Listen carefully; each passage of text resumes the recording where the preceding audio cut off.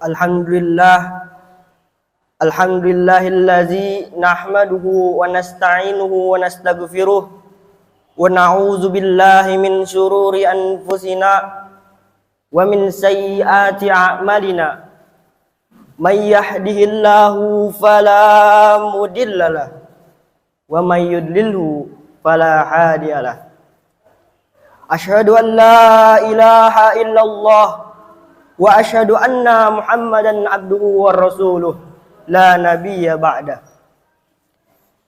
Yang terhormat Bapak Haji Edi, Bapak Fahmi Awaluddin, Bapak Muini selaku Ketua RT 06 RW 06, Al-Ustaz Suryadi, Al-Ustaz Tarmazi selaku bapak saya.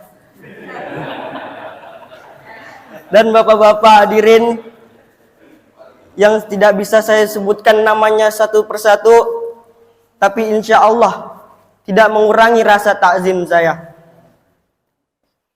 Puja-puji berserta syukur tak lupa kita sanjungkan kehadirat ilahi Rabbi Azza wa Jalla yang telah memberikan kita begitu banyak macam nikmat. Salah satunya nikmat iman, nikmat Islam, dan nikmat sehat wal afiat, sehingga kita bisa berkumpul di tempat yang mulia ini.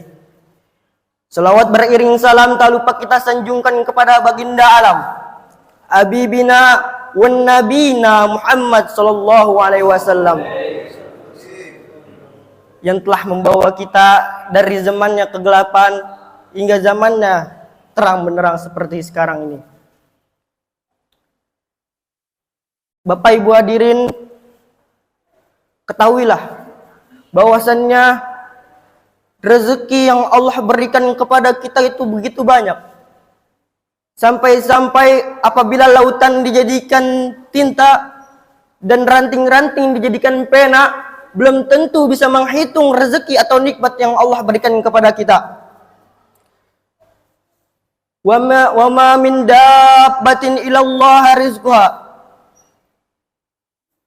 Wa ma min dabbah, dan dari binatang yang melata pun telah Allah atur rezekinya, telah Allah jamin rezekinya. Kenapa di sini dibilang wa min dabbah?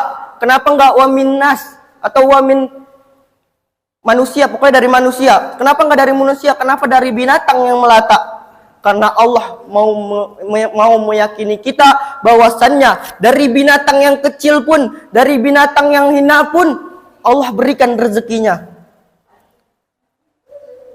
Kita yang diberikan akal oleh Allah, yang ciptaannya lebih mulia daripada binatang, masih mengkhawatirkan rezeki.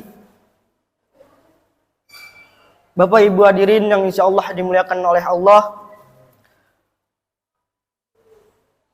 rezeki itu datang bukan hanya uang saja.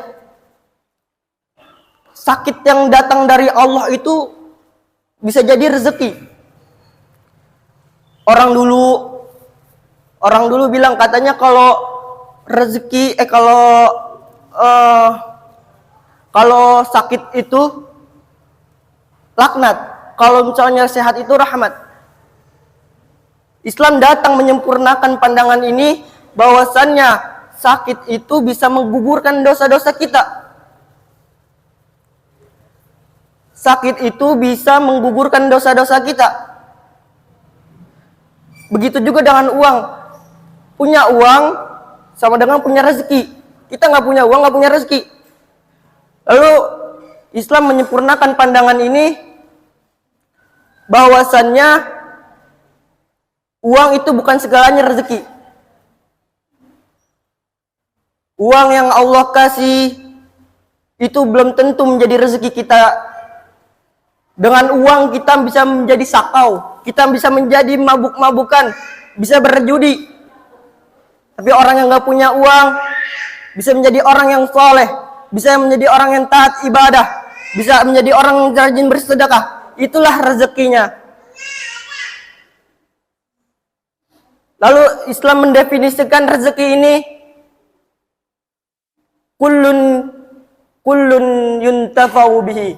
Semua yang bermanfaat untuk dirinya dan akhirat itulah rezeki. Kalau kita membayangkan emas itu adalah rezeki, lalu orang yang nggak punya emas gimana? Nggak punya rezeki. Padahal anak yang diberikan oleh Allah itu rezeki. Anak yang diberikan oleh Allah itu sumber rezeki untuk kita. Karena anak adalah waladun shalihin, yang bermanfaat untuk orang tuanya, yang mendoakannya orang tuanya di dunia dan akhirat.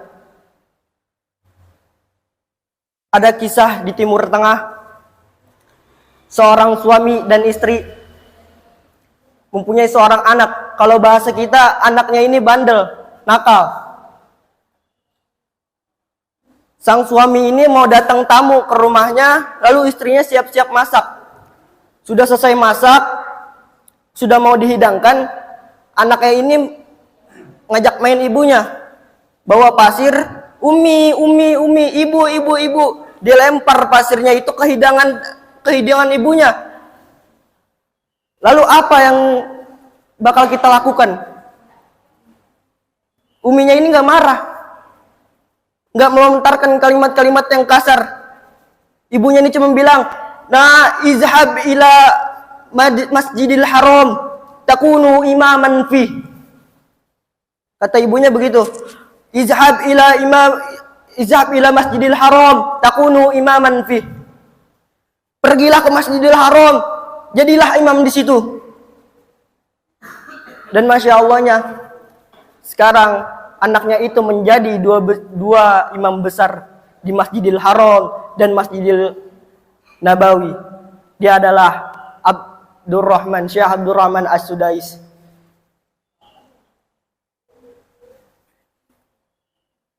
Itulah berkat doa dari ibunya, anak itu bisa menjadi bermanfaat untuk orang tuanya. Kita jangan mendoakan yang tidak baik untuk anak-anak. Bapak Ibu hadirin yang insya Allah dimuliakan oleh Allah. Lalu rezeki itu datangnya dari arah mana saja. Wa yarzuquhu min haitsu la yahtasib. Ada suatu kisah di zamannya Imam Syafi'i. Imam Syafi'i dan Imam Malik sedang berdiskusi tentang rezeki. Imam Syafi'i berkata bahwasannya rezeki itu gak bakal kita dapat kalau kita gak kerja. Tapi Imam Maliki berkata ada 8 macam rezeki, yang satu macamnya itu bisa kita dapat kalau kita dekat dengan Allah. Tanpa kita datangi, tanpa kita cari, insya Allah rezeki itu datang sendiri. Lalu singkat cerita, Imam Syafi'i di dalam perjalanannya bertemu dengan seorang yang sedang panen anggur. Dipanggilnya Imam Syafi'i, wahai pemuda, kemarilah. Disuruhin bantuin Imam Syafi'i untuk memetik dan memanen buah anggur itu. Dan selesai memetik, Imam Syafi'i itu dibagi anggurnya. Anggurnya besar-besar. Imam Syafi'i senang. Tapi senangnya itu bukan karena mendapatkan anggurnya, karena menurut dia pendapatnya itu benar. Lalu Imam Syafi'i bergegas untuk bertemu dengan gurunya, Imam Maliki. Adab Imam Syafi'i itu begitu, masya Allah. Bertemu dengan gurunya, ia berkata, guruku, tadi saya bertemu dengan orang yang sedang panen anggur. Lalu saya membantunya dan dibagi anggur olehnya. Dan kata membantunya itu diperjelas, saya membantunya, saya lalu dibagi anggur. Lalu Imam Syafi'i yatabasam wa yadhak. Imam Syafi'i itu Imam Maliki itu senyum dan tertawa. Tadi saya pengen pergi mengajar, mengaji, panas-panas gini, enaknya pengen anggur nih. Seger nih kayaknya anggur. Ente datang. Jadi kesimpulannya, rezeki itu datangnya dari arah mana saja yang kita tidak tahu. Akhir kata, la in syakartum la azidannakum. Apabila kalian mensyukuri nikmatku, kata Allah, akan kutambahkan nikmatmu. Wala in kafartum, apabila kalian mengkufuri nikmatku, inna azabil lasyadid, sesungguhnya azabku sangatlah pedih. Mungkin itu saja yang bisa dapat saya sampaikan. Kurang lebihnya mohon maaf. Unzur ma qala wala tanzur man qala. Lihatlah perkataannya dan jangan lihat siapa yang berkata. Wabillahi taufik wal hidayah.